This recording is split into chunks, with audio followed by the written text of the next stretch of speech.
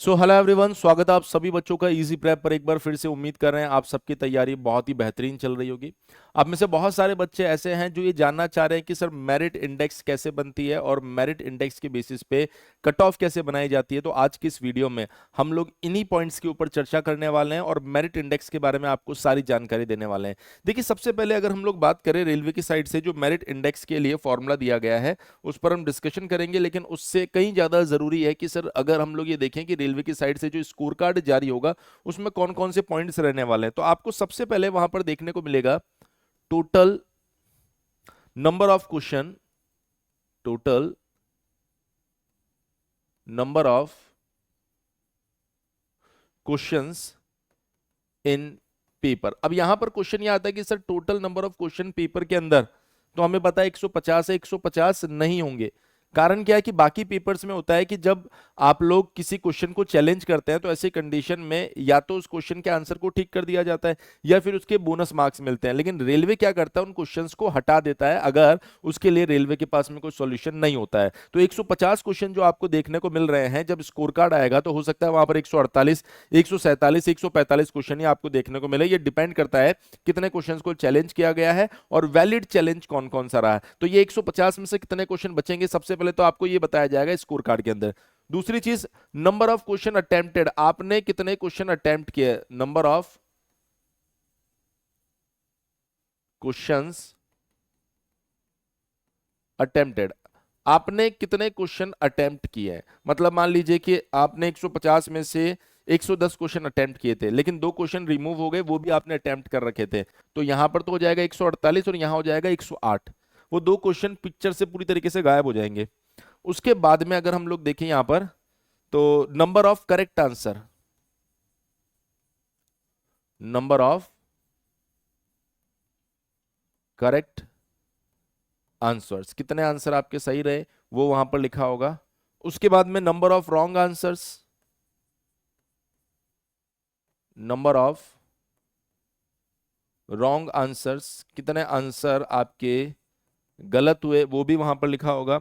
उसके बाद में actual marks obtained, actual marks obtained, ये अभी 150 में है, फिर इसको कन्वर्ट करना पड़ेगा आपको 100 के कंपैरिजन में। तो मार्क्स ऑब्टेन्ड आउट ऑफ 100, जैसे मान लीजिए आपके 90 मार्क्स आ रहे 150 में से, तो 100 में से कितने हो जाएंगे आपके लिए, वो 60 नंबर हो जाएंगे। तो इस तरीके से आपको कन्वर्ट करना पड़ता है। उसके बाद में नॉर्मलाइज्ड मार्क्स, अब नॉर्मलाइज्ड मार्क्स कब होंगे, जब एक सीट के लिए अलग अलग शिफ्ट में या अलग अलग डिपार्टमेंट में मान लीजिए दो अलग अलग ब्रांचेस फाइट कर रही है, अलग अलग पेपर, जब भी पेपर अलग रहेगा तो मार्क्स नॉर्मलाइज होंगे। अगर पेपर अलग नहीं होगा तो फिर मार्क्स नॉर्मलाइज नहीं होंगे। कारण क्या है कि इस बार जितने भी एग्जाम हुए सारे के सारे जोन वाइज हुए हैं। तो जोन वाइज तो वहां पर अगर आप देखेंगे तो किसी तरह का कोई चैलेंज आना नहीं है। लेकिन अगर किसी एक पोस्ट के लिए अगर मल्टीपल शिफ्ट में या अलग अलग तरीके के पेपर आए होंगे तो इन मार्क्स को नॉर्मलाइज करना पड़ेगा। उसके बाद में यहां से फाइंड किया जाएगा मेरिट इंडेक्स। क्योंकि मान लीजिए सिविल, अगर मैं बात करूं सिविल अजमेर एक ही शिफ्ट में अगर हुआ, हालांकि वो कैंसिल हो चुका है, लेकिन अगर हम ऐसा माने तो एक ही शिफ्ट में हुआ तो उसको तो नॉर्मलाइज करने की जरूरत नहीं है। पर किसी एक पोस्ट के लिए अगर अलग अलग एग्जाम हुए होंगे तो वहां पर नॉर्मलाइज करना पड़ेगा। तो क्वेश्चन ये आता है कि सर यहां तक की बात तो हमें समझ में आ गई, लेकिन ये मेरिट इंडेक्स बनेगी कैसे, उसको हम लोग थोड़ा सा समझ लेते हैं। तो देखिए, मेरिट इंडेक्स बनाने के लिए यहाँ पर रेलवे ने एक फॉर्मूला जारी किया है। और ये फॉर्मूला क्या है, अगर आप इसको समझ लेंगे, क्योंकि बहुत सारे एग्जाम्स होते हैं जहां पर वो मेरिट इंडेक्स को फाइंड कर रहा है, तो मेरिट इंडेक्स जो दे रहा है उसके लिए इसने फॉर्मूला दिया है SQ plus ST minus SQ। यहां पर आप देखेंगे M minus MQ divided by MT bar minus MQ। अब यहां पर सबसे पहले कुछ चीजें कांस्टेंट है, जैसे ये वैल्यू कांस्टेंट है ऑलरेडी, ये उसने कहा 350 होगा। ये वैल्यू उसने कांस्टेंट दे दी है, ये बोला 900 होगा, और ये वैल्यू फिर से आपके पास में कितना है, 350 है।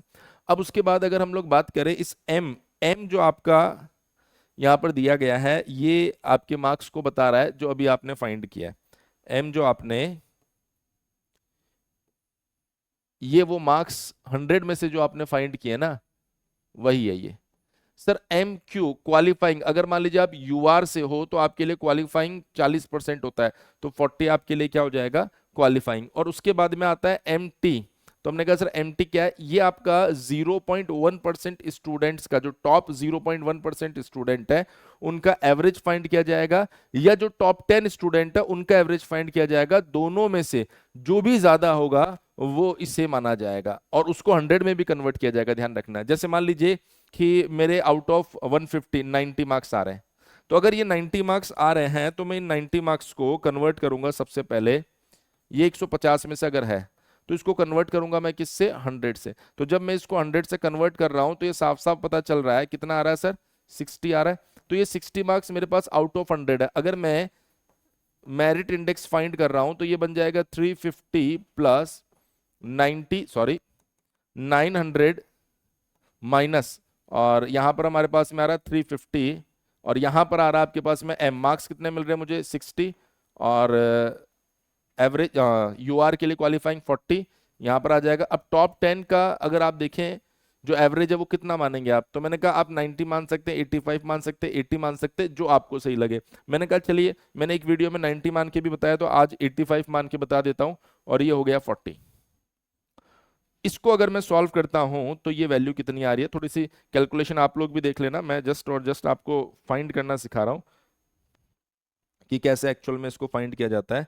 तो हमने कहा सर ये आ रहा है हमारे पास में 20, ऊपर बच रहा है 20, नीचे बच रहा है 45, फिर इसको आप गुणा कर देंगे 550 से, ये 550 आ रहा है, फिर इसमें आप ऐड कर देंगे 350, तो ये आ रहा है 594.44, ये आ गया मेरिट इंडेक्स। इस तरीके से मेरिट इंडेक्स फाइंड किया जाता है। मेरे ख्याल से मेरिट इंडेक्स कैसे फाइंड करना, ये चीज आपको क्लियर हो गई होगी। उसके बाद सर मेरिट इंडेक्स के बेसिस पे जो कट ऑफ आ रही है वो कैसी आ रही है, तो कट ऑफ को लेकर मैंने यहाँ पर 2018 का डेटा लिया है, 2024 का डेटा लिया है। यहाँ पर सिर्फ वही जोन को लिया गया है जो शिफ्ट 1 के थे, क्योंकि शिफ्ट 2 तो रद्द हो चुकी है। तो शिफ्ट 1 में अगर आप देखेंगे तो मैंने 2018 में कितनी कितनी वैकेंसी थी वो यहाँ पर दिखाई है, 2024 में कितनी कितनी वैकेंसी है वो बताइए, और उनके लिए जो मेरिट इंडेक्स रहा है वो भी यहां पर बताया। जैसे अहमदाबाद 2018 में 399 वैकेंसी थी, और 2024 में 382 वैकेंसी थी। शॉर्टलिस्टेड कैंडिडेट जो है वो 616, लेकिन ध्यान रखना कि इस समय 1.5 गुना बच्चों को बुलाया गया था। लेकिन अगर हम लोग अभी की बात करें, तो अभी की बात करेंगे तो रेलवे ने अपने नोटिस में बोला है साफ साफ, अगर आप देखेंगे कि the number of shortlisted candidates will be equal to the number of vacancies, यानी 1:1 में बुलाएगा वो। 4.3 डॉक्यूमेंट वेरिफिकेशन वाले पॉइंट के अंदर ये चीज उसने लिख रखी है। तो पहले 1.5 गुना बुलाया था, अब क्या करेगा, जितनी वैकेंसी उतने लोगों को बुलाएगा। तो यहां पर जो मेरिट इंडेक्स है अहमदाबाद के लिए मैक्सिमम 640 के आसपास गई थी और मिनिमम 548 गई थी, ये 1.5 गुना है। जब आप 1:1 में बात करेंगे, 1:1 में बात करेंगे तो ये मेरिट इंडेक्स बढ़ जाएगा, क्योंकि 1.5 गुना के हिसाब से मेरिट इंडेक्स दिया गया है यहाँ पर। बेंगलोर की अगर आप बात करेंगे तो पहले 708 वैकेंसी थी, अब 397 वैकेंसी है। 1097 बच्चों को बुलाया गया था, मैक्सिमम 642 रहा था मेरिट इंडेक्स, और मिनिमम जो है 498 मेरिट इंडेक्स रहा था। जम्मू एंड श्रीनगर में 460 वैकेंसी पहले थी, अब 251 है। 716 बच्चों को बुलाया गया था, 643 मैक्सिमम मेरिट इंडेक्स रहा था, और मिनिमम जो है वो 512 मेरिट इंडेक्स रहा था। कोलकाता में अगर बात करेंगे तो 1519 वैकेंसी 2018 में थी, 640 अब है। और शॉर्टलिस्टेड कैंडिडेट जो आप देख पा रहे हैं वो 2466 है। अगर आप देखेंगे मैक्सिमम मेरिट इंडेक्स जो है वो 769 रही थी, और मिनिमम 577 यहां पर रही थी। मालदा की अगर हम लोग बात करेंगे तो 248 वैकेंसी पिछली बार थी, 163 इस बार है। 392 बच्चों को बुलाया गया था, और 648 मैक्सिमम मेरिट इंडेक्स रही थी, और मिनिमम 528 रही थी।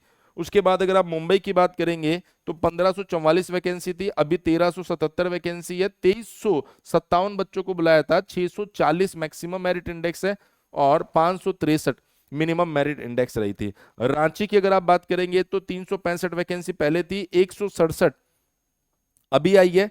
594 बच्चे बुलाए गए थे, 645 अगर आप देखेंगे तो हाईएस्ट मेरिट इंडेक्स रहा था, और 560 मिनिमम रहा था। सिकंदराबाद की अगर मैं बात करूंगा तो 789 टोटल वैकेंसी थी, 590 इस बार रही है। 1234 बच्चों को बुलाया गया था, 645 मैक्सिमम मेरिट इंडेक्स और 552 मिनिमम मेरिट इंडेक्स यहाँ पर दिखाई दे रहा है। तिरुवनंतपुरम की अगर मैं बात करूंगा तो 137 बच्चे थे, सॉरी 137 सीट थी, 121 इस बार रह गई है, और 218 बच्चों को बुलाया गया था, 653 मैक्सिमम और 570 मिनिमम मेरिट इंडेक्स रहा। ये 2018 के एनालिसिस को 2024 की वैकेंसी से कंपेयर कर दिया मैंने। मेरिट इंडेक्स कैसे फाइंड करते हैं वो भी आपको बता दिया। तो लगभग लगभग अपने मार्क्स के लिए आप लोग मेरिट इंडेक्स फाइंड करके देख सकते हैं कि आपका मेरिट इंडेक्स कितना बन रहा है। अगर आपने मेरिट इंडेक्स फाइंड किया है तो कमेंट सेक्शन में जरूर बताएं कि आप लोगों को कितने मार्क्स आ रहे हैं और कितना मेरिट इंडेक्स बन रहा है। जल्दी मैं एक ऐसा वीडियो लेकर आऊंगा जिसके अंदर इस मेरिट इंडेक्स को हम वापस से मार्क्स में कन्वर्ट करेंगे और आपके मार्क्स को इस मार्क्स से कंपेयर करके आप आइडिया भी लगा पाएंगे कि किस तरीके से आपके चांसेस सिलेक्शन के हैं या सिलेक्शन के नहीं है। रेलवे से जुड़े किसी भी अपडेट के लिए आप हमारे चैनल इजी प्रैप और इजी प्रैप रेलवे एग्जाम को सब्सक्राइब करके जरूर रखिए, जहां पर रेलवे के सभी अपडेट्स आपको दिए जा रहे हैं। थैंक यू सो मच, मिलते हैं आपसे नेक्स्ट वीडियो में।